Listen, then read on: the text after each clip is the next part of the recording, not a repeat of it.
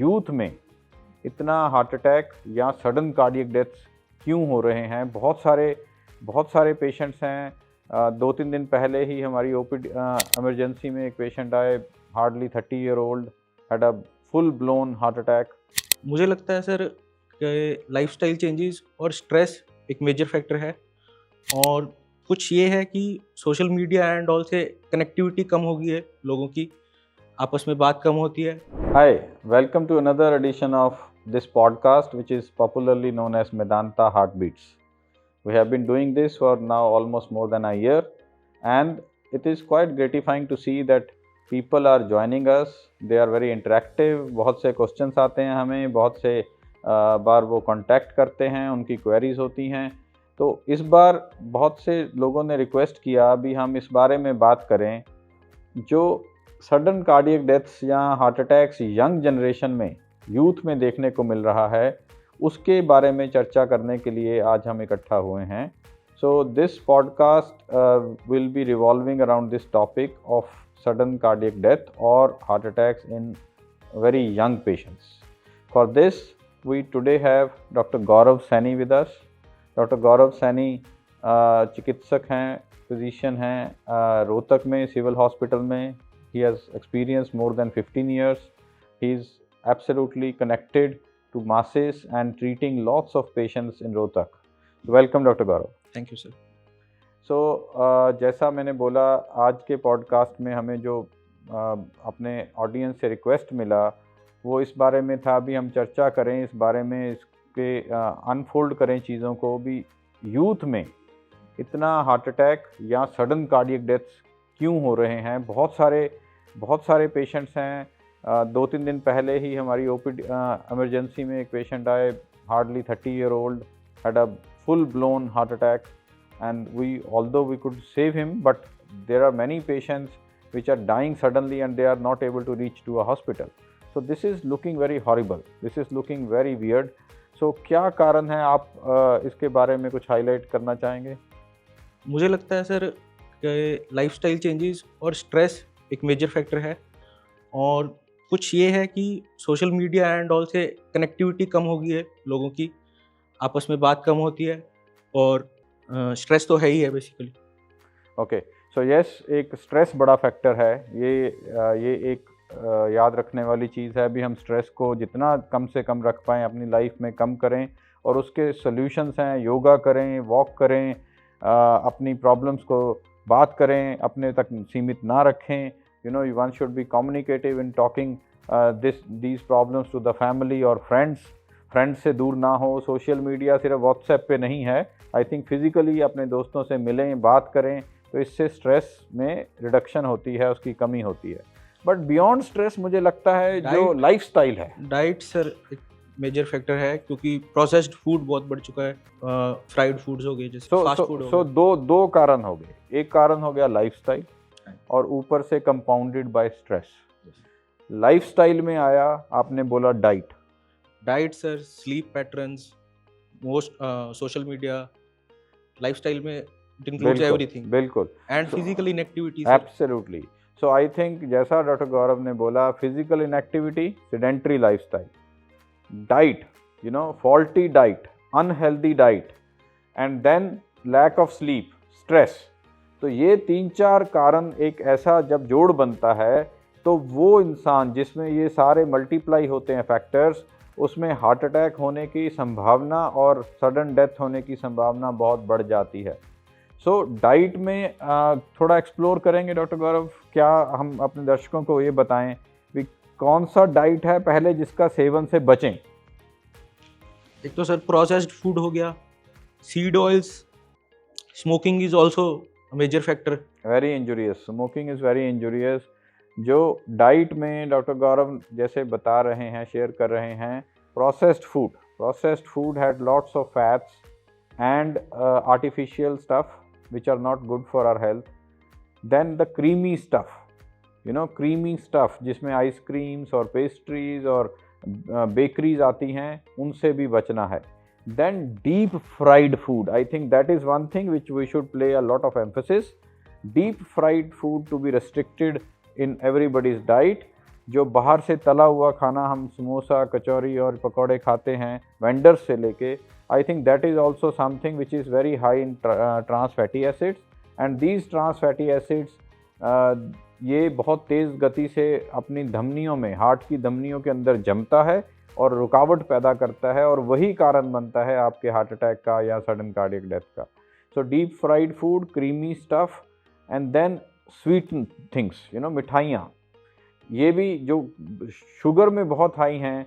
अब क्या होता है, जब बहुत हाई शुगर वाले फूड्स हम लेते हैं तो अपने अंदर बॉडी में एक इंसुलिन सर्ज होती है। जैसे ही हमारी बॉडी में शुगर जाती है, उसको काउंटर करने के लिए एक हार्मोन है इंसुलिन हार्मोन, तो बॉडी उसको काउंटर करने के लिए पैनक्रियास से इंसुलिन को स्क्रीट करती है, जो एकदम सर्ज होता है। These insulin surges are not good for anybody's health. ये इंसुलिन सर्जेस एक डिजीज़ पैदा करते हैं, एक मिल्यू पैदा करते हैं, जिससे बहुत सारे चेंजेस आते हैं बॉडी के अंदर, जिससे ब्लॉकेज भी ज़्यादा बनते हैं, फैट्स में कन्वर्ट होते हैं, ये ग्लूकोज अंदर जाके ग्लाइकोजन स्टोर्स को तोड़ के फैट्स बनते हैं। तो ये सब चीज़ें जब ज़्यादा होती हैं, एक्सेस होती हैं, तो अंदर एक डिजीज़ मिल्यू बनता है बॉडी के अंदर। डॉक्टर गौरव, एक चीज़ और मैं बात करना चाहता हूँ, जो बहुत से दर्शक जानना चाहते हैं, हमें लिखते भी हैं, बात भी करते हैं। आपको लगता है इसका जो कोविड हुआ और कोविड वैक्सीन सबको लगवाना पड़ा, हम सब लोग वैक्सीनेटेड हैं, क्या उसका कहीं डायरेक्टली इनडायरेक्टली इन सडन कार्डियक डेथ से कोई कनेक्शन है? हार्ट अटैक्स क्या उसके फलस्वरूप बढ़े हैं? तो आई थिंक ये बहुत लोग सोचते हैं ऐसा, और बहुत बात होती है। Just your view point. इस पे सर एज सच कोई साइंटिफिक स्टडी या डाटा तो नहीं है अभी अवेलेबल, बट ये है कि कोविड के दौरान लॉकडाउन एंड ऑल से मेंटल हेल्थ और स्ट्रेस के इश्यूज बढ़े थे, तो it can be a factor related to COVID, but direct link अभी तक कोई ऐसा एस्टेब्लिश नहीं हुआ है। Yeah, so this is right what Dr. Gaurav is pointing, that there is no study which has shown a direct linkage with the COVID vaccination with these sudden deaths or acute heart attacks in young generation. But yes, there is no denial of the fact that ये जो incidence है heart attack का या sudden death का young generation में post Covid बढ़ा है। तो डॉक्टर गौरव ने एक बहुत अच्छा पॉइंट बताया भी, उसके कारण जो मेंटेशन में चेंजेस आए, जो स्ट्रेस बढ़ा, जो हम अलूफ रहने लगे कोविड के दौरान भी या उसके बाद भी, लोगों से ना मिलें because of the fear of infection, तो ये सब चीज़ों ने मिलके कुछ हमारी हार्ट डिजीज़ में बढ़ोतरी करी है। बट फिर भी हम यही मानते हैं, हमारा मैसेज बड़ा स्ट्रॉन्ग है, यंग जनरेशन अगर हार्ट अटैक की चपेट में आ रहा है या उनको सडन डेथ्स हो रही हैं, उसके पीछे उनका जेनेटिक्स है, उनका ख़राब लाइफस्टाइल है, उनका स्ट्रेस जो बहुत बढ़ गया है। ये तीन चीज़ें इकट्ठा मिलके उनको बहुत रिस्क पे डाल रही हैं हार्ट अटैक या सडन डेथ के। तो इनको ठीक करना, इनको रेक्टिफाई करना, इनको मॉडिफाई करना बहुत ज़रूरी है, और स्ट्रॉन्गली आप सब लोग फॉलो करिए। बहुत सिंपल स्टफ़ है। अब हम डॉक्टर गौरव आते हैं इस बात पे भी, इसके क्या सॉल्यूशंस दें। तो इसको हमें न्यूट्रलाइज करना है, लाइफस्टाइल फैक्टर्स को, स्ट्रेस को। तो just give us 1 2 3 that these are the solutions which one should do to neutralize the effects of these things so that heart attack or heart disease can be lowered down in our population.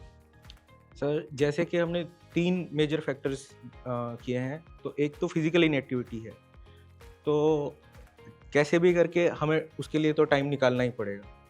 कई लोग job में ऐसे होते हैं कि time नहीं, gym जाने का टाइम नहीं होता, तो वॉक 90 मिनट 30 to 60 मिनट्स की फिजिकल एक्टिविटी तो हर इंसान को करनी चाहिए। बिल्कुल। और फिर आता है डाइट। सर डाइट में वी कैन अवॉइड, जो पहले हमने बात की, deep fried food, processed foods, और ज़्यादा से ज़्यादा जितना हम नेचुरल खा सकते हैं उतना अच्छा है, fruits, vegetables and multigrain.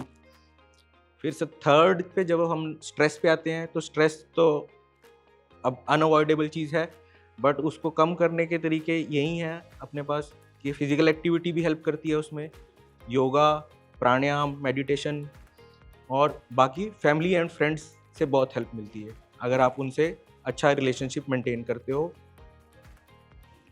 So mind it, these are the key things, these are the gems which Dr. Gaurav has shared with us, and these are the ways to cut down heart disease in our population which is now so rampant. एक आप imagine करिए, एक young बंदा जिसको अभी बहुत productivity है life की, उसका सडनली हार्ट अटैक से लॉस हो जाना, उसका लाइफ चले जाना, क्या मायने रखता होगा उस फैमिली के लिए जिन्होंने अभी उसको पढ़ाया लिखाया और आगे बढ़ा के इस मकाम तक लेके आए। भी वो आगे बढ़ के उनकी फैमिली के लिए भी प्रोडक्टिव रहे और नेशन के लिए भी प्रोडक्टिव रहे, and suddenly that guy has to go because of heart disease, simply because that person was not very cautious in modifying these things.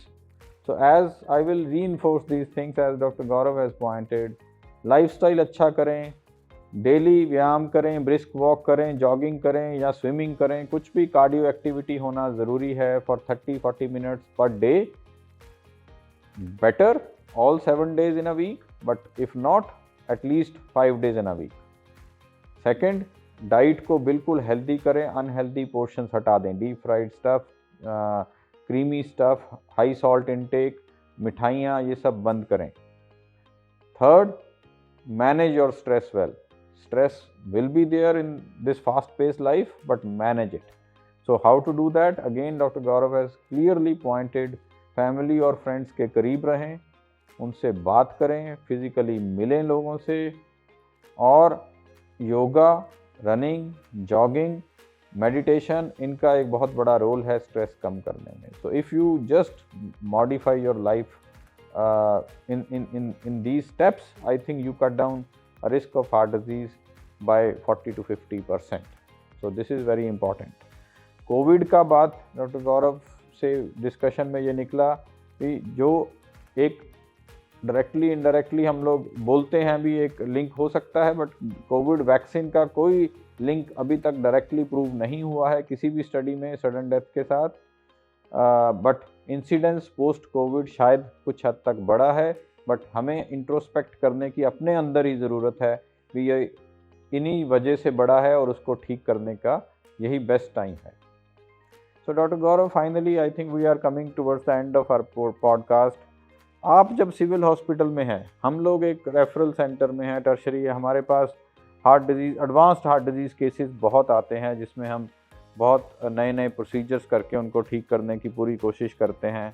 Awareness हम टाइम टू टाइम ऐसे प्रोग्राम से बढ़ाते रहते हैं. बट आपके पास ग्राउंड लेवल पे जब heart patient आता है तो किस प्रकार के ज़्यादा पेशेंट आते हैं?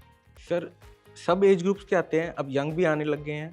तो कुछ जो इशू है कि चेस्ट पेन को ही ज़्यादातर लोग हार्ट प्रॉब्लम से आइडेंटिफाई करते हैं, बट कई बार एसिडिटी हो गया या पेन इन जॉ हो गया, ये इग्नोर कर देते हैं लोग और फुल अपना इन्वेस्टिगेट नहीं कराते.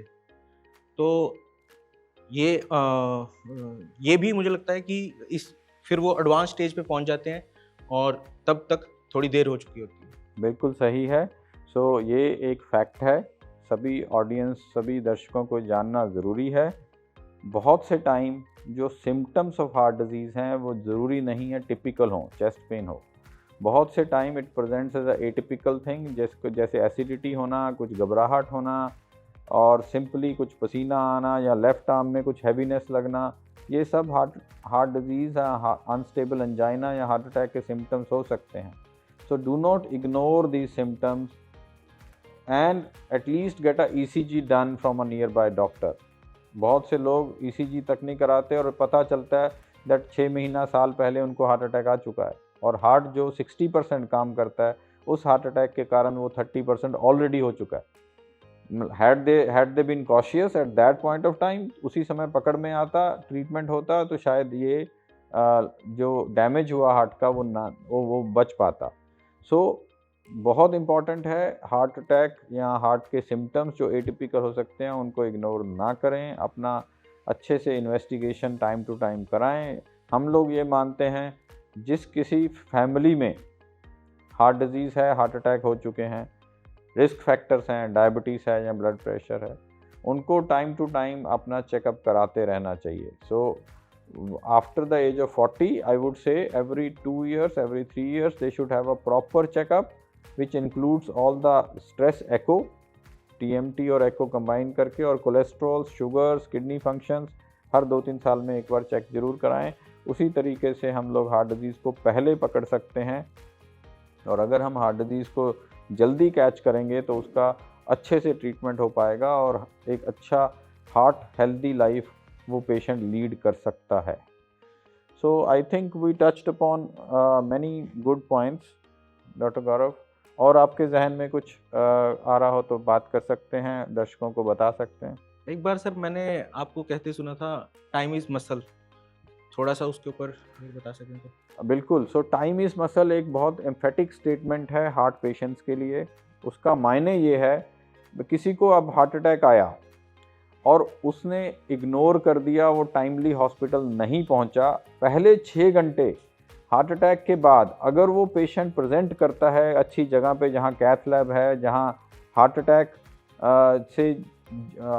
का कारण है धमनी का बंद होना, तो अगर वो धमनी पहले 6 घंटे में ब्लॉकेज खुल सकता है, खोला जा सकता है, तो उसको उसके हार्ट मसल को पूरा बचाया जा सकता है। तो इसीलिए कहते हैं हार्ट मसल को अगर टाइमली वो पेशेंट पहुंच जाए तो हार्ट मसल को बचाया जा सकता है। Time is muscle. So muscle अगर बच जाएगा तो उसका जो नॉर्मल लाइफ है वो नॉर्मल चलेगा, क्योंकि हार्ट को डैमेज नहीं आया।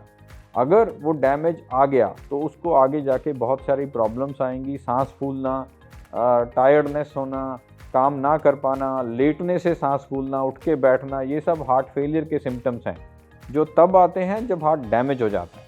So for a cardiologist, for any hospital who has a good cardiac practice, उनका फर्स्ट मोटिव है पेशेंट अगर टाइमली आ जाए तो जल्द से जल्द उसके हार्ट अटैक को रिवर्स करना। इसीलिए हम लोग बोलते हैं टाइम इज़ मसल, ताकि जल्दी से जल्दी उसके हार्ट अटैक को रिवर्स किया जा सके। Okay, so this is very important. I think our audience might have gained a lot of information from this. So idea is we'll strongly emphasize on the fact that please take care of your heart health by modifying your lifestyle in some minute ways. कोई बहुत ज़्यादा ज़रूरत नहीं है आपकी life को change करने की। हार्ट अपनी हेल्थ के लिए I think 40 minute 45 minute spare करना कोई बहुत बड़ी बात नहीं है। So just be introspective, be wise to follow certain good healthy things in life, and that's what everybody should do. So with this message we conclude from here until we meet again with our next podcast. Thank you very much. Stay tuned for our next podcast. Thank you. Thanks, Dr. Gaurav.